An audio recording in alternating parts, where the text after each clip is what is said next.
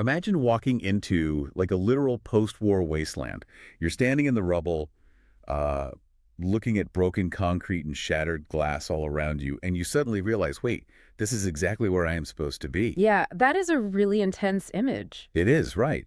But today we're talking about why your dead-end, soul-crushing office job might actually be, well, the greatest masterclass you'll ever take. It sounds totally absurd at first glance. I mean, that feeling of dread so many people have at their Of desks. staring at the clock, just begging for the day to end. Exactly, feeling like their current job is just a waiting room. But it's actually masking a massive missed opportunity.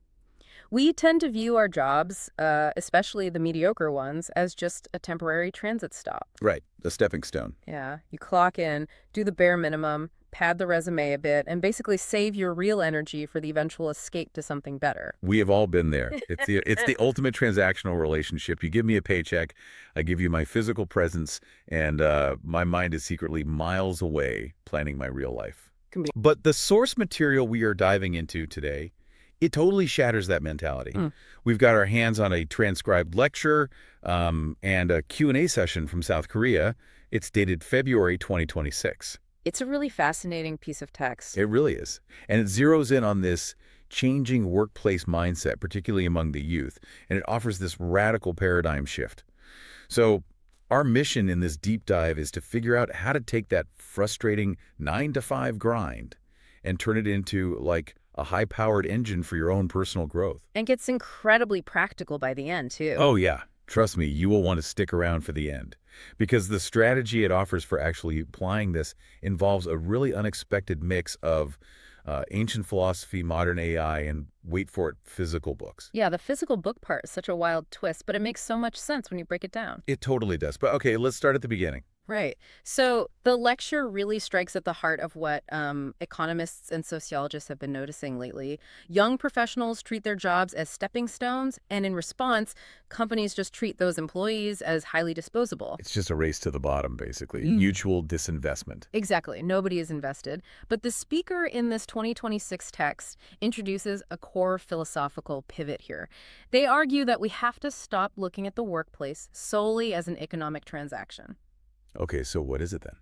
Well, instead, we need to recognize it as and the translation uses this specific phrase, a social school.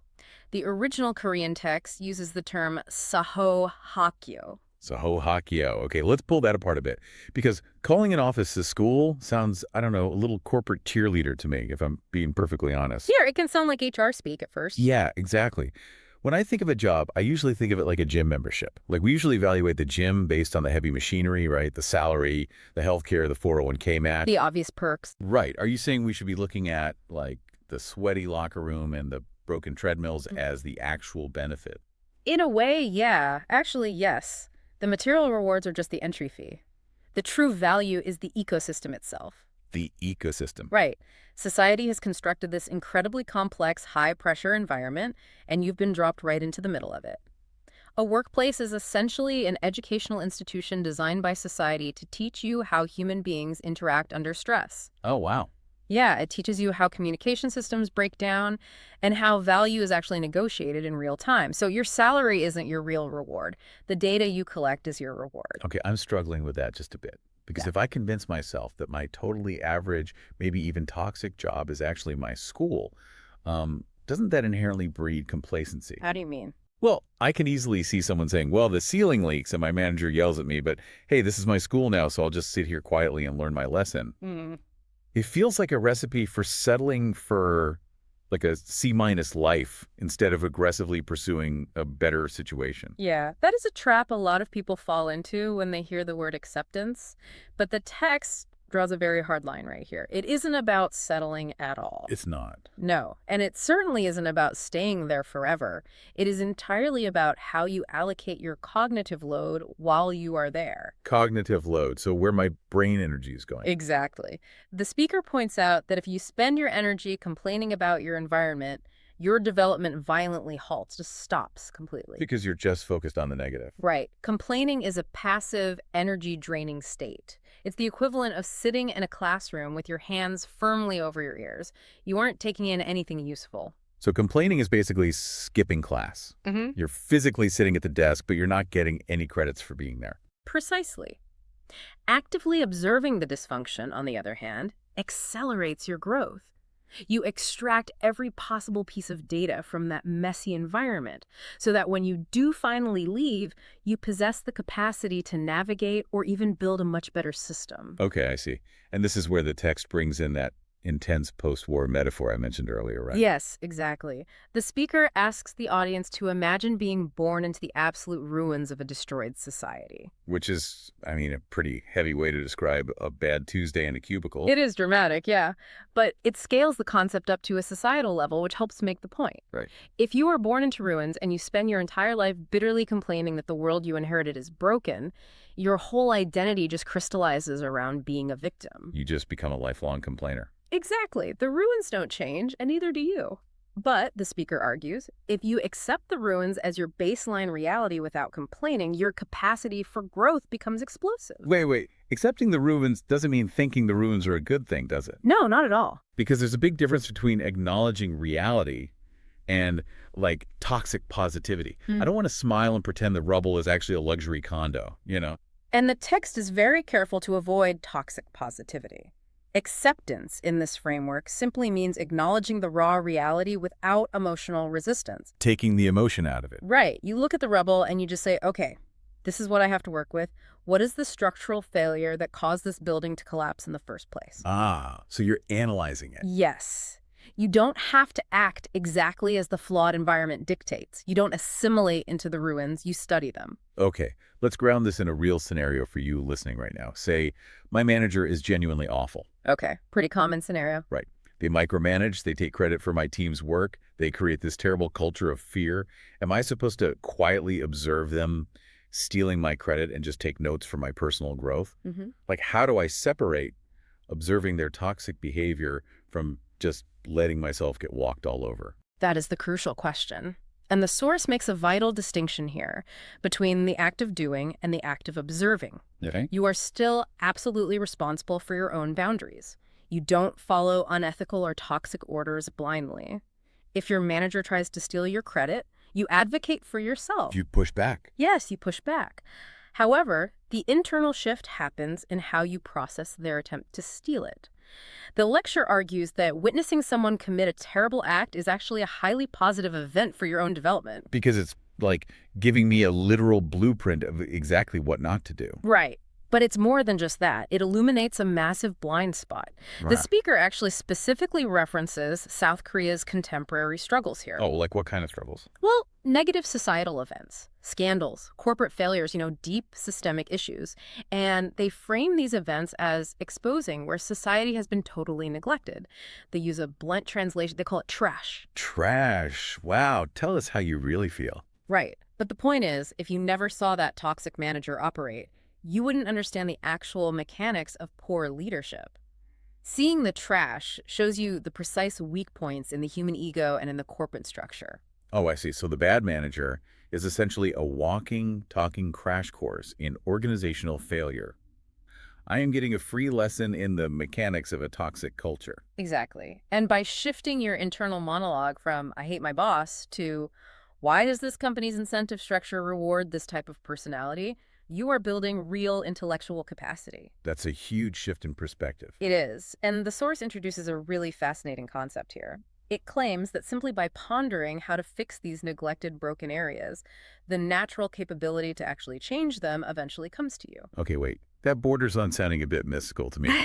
Like, just think about it. The universe hands you the power.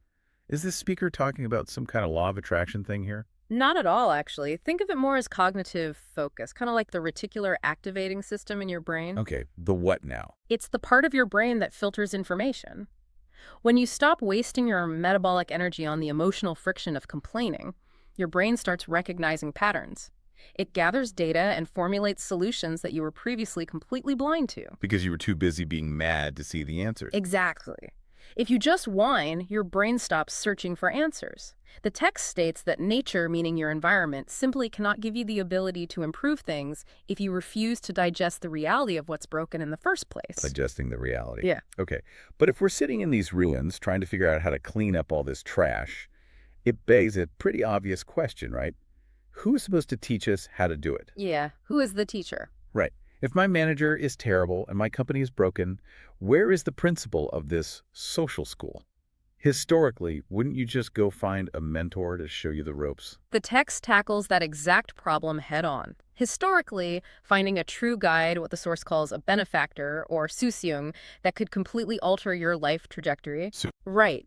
If you found that one rare, genuinely wise individual who could explain the why behind the world's chaos, your path to success was basically guaranteed. but I'm guessing this 2026 lecture points out that those mythical mentors are in pretty short supply these days. They are essentially extinct. Extinct. Yeah, and the reason the speaker gives is incredibly sharp. Today's society isn't starved for knowledge, it's completely flooded with it. We are drowning in a class of people the text labels intellectuals or jizigin. Yeah, so we're talking about the highly educated class, right? Like academics, thought leaders, the people writing all the business books and giving the TED Talks. Yes, exactly. The people who have historically held the monopoly on information. But the lecture offers a really biting critique of this specific group. Oh, let's hear it. It argues that modern intellectuals are all fundamentally operating on the exact same level. They all hold different pieces of the puzzle, but instead of pooling their energy to complete the picture, they spend all their time trying to rank each other. Oh, wow. They obsess over hierarchy. Constant. That makes perfect sense, actually. The incentive structure for modern intellectuals isn't collaboration, it's attention. Yes. It feels like they're trading shiny collectible cards, like arguing over whose card has the better stats, or whose degree is more prestigious, or whose hot take gets more engagement on social media instead of actually sitting down to play the game together to win. That trading cards analogy perfectly captures the ego-driven hoarding that the source describes. Because these thought leaders are so busy defending their own little intellectual territories, they completely failed to fill in each other's They're gaps. too busy fighting. Right. And consequently, no single intellectual can rise to the level of that ultimate benefactor or guide that you're looking for. They are too busy debating the nature of the ruins to actually help you rebuild them. Man, that leaves us in a pretty isolated spot, doesn't it? It does feel that way. Yeah, like we're enrolled in this social school. The curriculum is chaotic. The managers are toxic. And those supposed teachers, these intellectuals are too busy arguing with each other on social media to even hand us a syllabus. Are we just entirely on our own out here? The source frames this isolation not as a tragedy, but as a necessary evolutionary step. Really? Yes, we have officially exited the era of supplication. The text is very direct about this. We are no longer in an era where we can pray or beg to God, Buddha, or any higher power, and that includes academic institutions to just come down and fix our lives. Wait, the speaker actually calls that out specifically, praying to Buddha. Yes, they do. The lecture describes supplication as a relic of the past. Our ancestors had to rely on pleading with higher powers because they lacked information and agency. They didn't have the internet. Exactly. But today, the environment is completely saturated with data. The universe, or nature, just doesn't respond to your begging anymore. It only responds to your thoughts and how actively you process the information right in front of you. So if I'm sitting at my desk, overwhelmed, and I'm just begging for a mentor to save me, or maybe waiting for a recruiter to magically find my LinkedIn profile, I'm basically using an outdated operating system. That's exactly it. The modern operating system requires me to, as the text says, digest my environment, Yes. breaking down the toxic behaviors, analyzing the broken processes, absorbing the useful lessons, and basically discarding the rest. But, okay, how do we physically do that? That's the million-dollar question. Right. Because it's one thing to have a philosophical mindset shift. It's another to actually process a massive flood of chaotic workplace data on your own. And this is where the lecture makes a really fascinating pivot. It moves from philosophical theory to highly specific modern tactics. Okay, lay it on me. The speaker outlines a tangible method for processing your social school. They suggest taking all your raw observations, the conversations you have in the break room, the systemic flaws you notice, the discussions from your youth forums, and feeding them all into an AI. Wait, what? We just went from talking about ancient eras of supplication and Buddha to plugging our complaints into ChatGPT. That is a wild jump. It is a totally jarring pivot, I agree, but it perfectly illustrates the speaker's point about using the tools of your current era. The AI isn't meant to be your new Buddha. Okay, Good to know. Right. It isn't a higher power generating wisdom for you out of thin air. The lecture advises using AI strictly as an organizational engine. You take the chaotic, messy data of your workplace observations and ask the AI, how should we organize these concepts? Help me structure this reality. Oh, I see the distinction. Because if you just ask AI to write your thoughts for you from scratch, you're just outsourcing your brain. Exactly. You're back to begging a higher power for the answer. But if you're using it to collate the data from your social school, you're still the one doing the digesting. That is exactly the point. The source emphasizes that you take the structured foundation the AI provides, and then you must inject your own unique insights and conclusions into it. You have to add the human element. Yes. The AI does the heavy lifting of sorting the rubble, but the actual architectural blueprint for rebuilding comes from your unique experience of having actually lived in it. Okay, so I've observed the ruins, I've stopped complaining, I've gathered my data, and I've used AI to help me organize my thoughts into a coherent thesis about my industry or my specific workplace. What's the final output here? Like a viral Twitter thread, a blog post? No, the lecture advocates for something far more permanent than that. It instructs the audience to produce a physical book. A physical book Yes. in 2026. That's what they say. When everyone's attention span is allegedly microscopic, why something so analog? Because of the psychological weight it carries, both for the creator and the receiver. The speaker notes that AI makes the drafting and structuring process incredibly cost-effective now. But here is where the advice gets remarkably granular and pragmatic. Okay. The source explicitly warns against printing 1,000 copies. Wait, why the restriction? If the goal is to share your digested wisdom with the world and, step up as a thought leader, shouldn't you try to mass produce it? Try to get it on Amazon, push for the bestseller list. The text is brutally realistic here. It points out the total delusion of mass market appeal for an unknown person. The speaker literally jokes that even established university professors struggle to sell 1,000 books over a 7-year period. Oh, wow. That's bleak. Right. So printing a massive run is just an ego trip. It's a complete waste of resources. That is a hilarious reality check. Like, academics spend decades studying a niche. They print 1,000 books, and they end up just sitting in a garage somewhere, gathering dust. Exactly. Instead, the source advises printing a very small run. They specifically mention around 200 copies. You aren't trying to conquer the global market here. Yeah. You place a few in local bookstores, maybe, but primarily, you hand them out directly to the people in your immediate environment. To your peers. Yes, your network, the very people inside your social school. There is something really fascinating about that specific number. 200 copies. It forces intimacy, doesn't it? It really does. But is the end game here just to have a really thick, impressive business card to hand out for networking? Or is there a deeper mechanism at play when you hand someone a physical manifestation of your thoughts? It's really the culmination of the entire philosophy we've been talking about. Publishing the small book is the ultimate proof of digestion. Proof of digestion. Yes. It physically proves that you didn't just sit in the ruins and complain. You observed the failure, you synthesized the data using modern tools, you applied your own intellect, and you produced a tangible artifact of your learning. That makes a lot of sense. And the source uses a very specific Korean word here, gyumji. Gyumji. What does that mean? It translates roughly to deep pride or dignity. It builds Gyumji. Man, I love that. Because when you hand someone a physical book with your name on it, a book that dissects the very environment you both share, you force them to see you differently. You demand to be seen differently. Yeah. You're no longer the quiet kid in the cubicle waiting to be noticed. You're the person who literally wrote the manual on the room you're standing in. And the speaker's closing thought on this is incredibly blunt. They say, you must promote yourself now, otherwise no one knows you. No one is coming to find you. Right. Since the intellectuals aren't going to pull you up and the mythical mentors are gone, self-advocacy through demonstrated wisdom is the absolute only path forward. The book is an undeniable anchor of your competence. It's such a complete, empowering reversal. I mean, we started this deep dive talking about that suffocating feeling of being trapped in a waiting room, right? Yes, that universal feeling. Waiting for a promotion, waiting for a better economy, waiting for anyone to notice how hard you work. And this 2026 lecture just strips all that passive waiting away. Nobody is coming to save you. Nobody. The teachers are busy arguing. The managers are actively creating ruins. And the universe, frankly, doesn't care if you complain about it. But instead of that being depressing, it's actually the ultimate permission slip. It totally is. It shifts you from being a passive victim of a flawed system to the active author of your own curriculum.